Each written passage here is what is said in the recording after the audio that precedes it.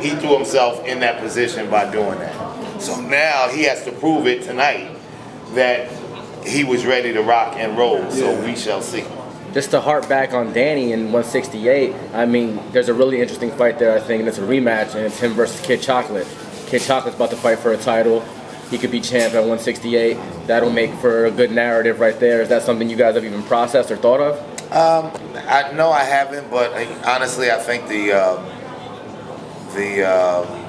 outcome, another draw? Yeah. I think the outcome would pretty much be in the same vein. He already fought him. He went and devastated him. And I like Kid Chocolate. I don't want to see them fight again. I really don't. But if they were to, I think the end results would be very similar. Even though, like, Kid at that time had said he was super drained making 160 and that. Well, everybody has something to say. I would appreciate the first fighter who told me, you know what, I lost because I lost. Yeah. The guy was just better, and that's it. No excuses. Don't carry me on the gravy train with an excuse. If you lost, you lost. Let's leave it at that. Let's drop down some pounds from 168 to 135. Your guy, IBF champ, Mr. Coleman. How we looking with him? Richard Comey, he's in the crowd right now, actually. Richard is the most wonderful fighter anybody could ever have as a fighter. He works harder than anybody that I've ever seen. He never has a complaint, and he wants to be special. God gave him a gift of incredible punching power. My job was to refine it and define it. Make sure that he can articulate and land that and create those spectacular knockouts. And that's what I've been doing. He's a joy to work with. He will be fighting on June 28th against Ray Beltran. Former champion. And I tell you this, it's going to be a rough night for Ray Beltran. Gotcha.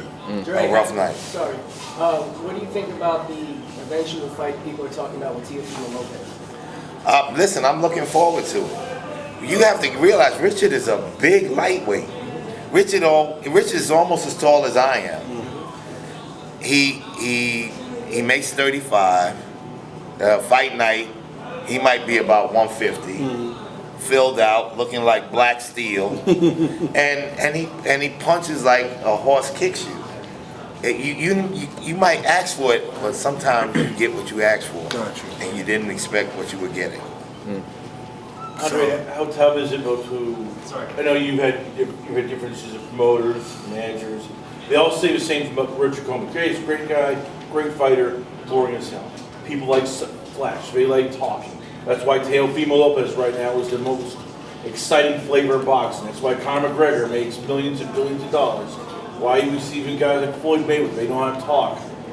How much does it hurt you when you see a guy like Richard? He has all the tools, and yet he doesn't like trash talk. He doesn't like calling people out. He is just that proverbial, sign the contract, tell me the date, I'll show up. And that hurts him in the long run. Well, I don't think it hurts him because this last fight showed a lot of people what he's all about. I mean, you could talk all the way around the block. If you can't back it up, it makes no difference. Richard not only backed it up, but he destroyed his opponent when he won the title. Richard has really, really true punching power. And forget the talk. I want to see the action. Show me the knockout. You might not even have to say a word. George Foreman never said a word back in the first period of his boxing career. He just knocked you out. Richard's going to do the same. Would you say he's the hardest puncher in that division if Lomachenko fought him? Absolutely. Absolutely. No, Lopez, none of them can punch as hard as Richard Coleman. None of them. None of them. Not one of them. I've worked with punchers all my life. I've worked with Joe Green, Curtis Stevens, Marcus Brown, Duke Mackay. These guys they're natural punchers.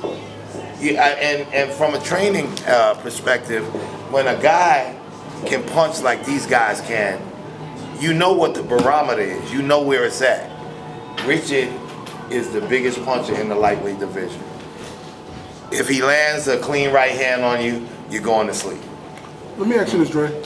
Coming off 2 back-to-back losses from 154 and 147, tough losses. Where does Saddam go in his career? Saddam Ramos. I told Saddam that he needs to take a break. I wasn't very happy with the way he was preparing for his last fight, and it showed. Listen, I love Saddam is like my baby. He's my baby.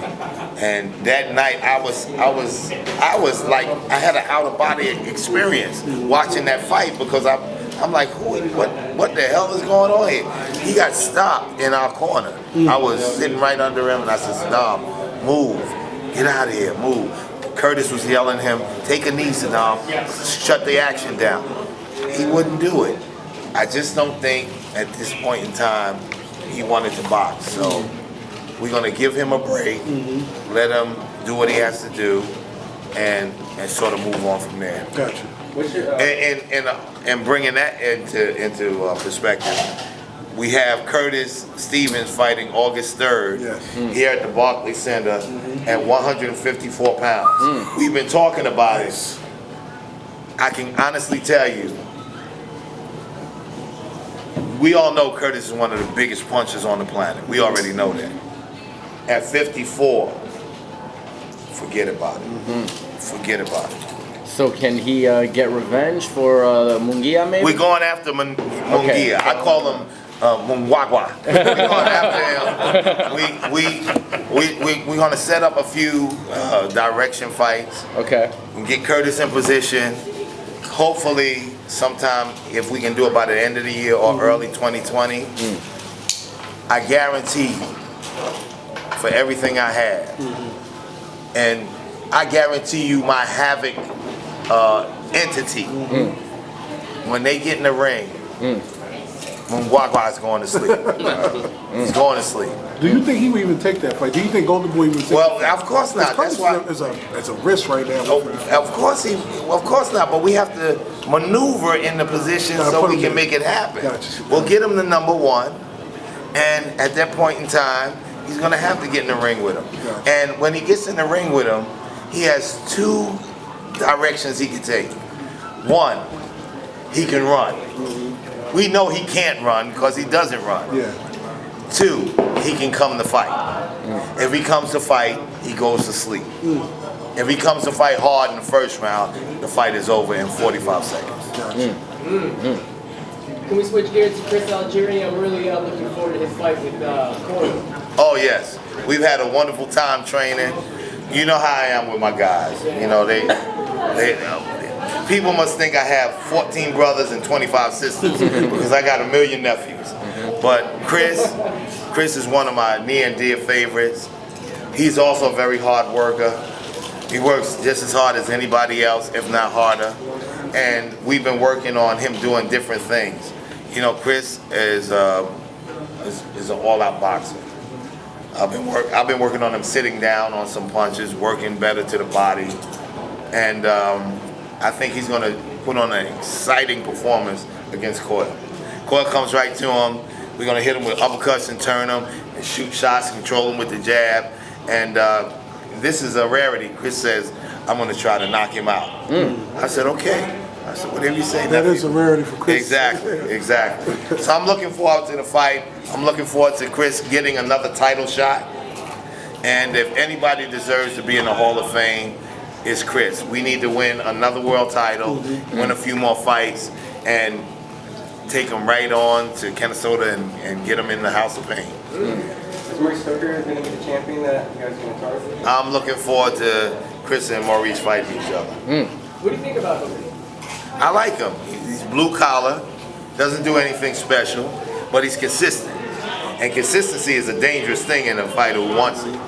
But we're going to work, and I think we'll have more than enough in our attack chest to win and to have Chris become a two-time world champion. What are your thoughts on the 140-pound division itself?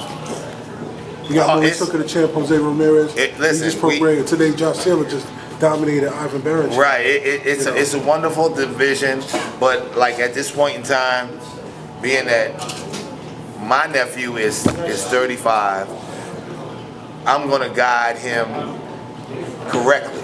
Gotcha. You understand? He doesn't have to be in a war and a war and a war.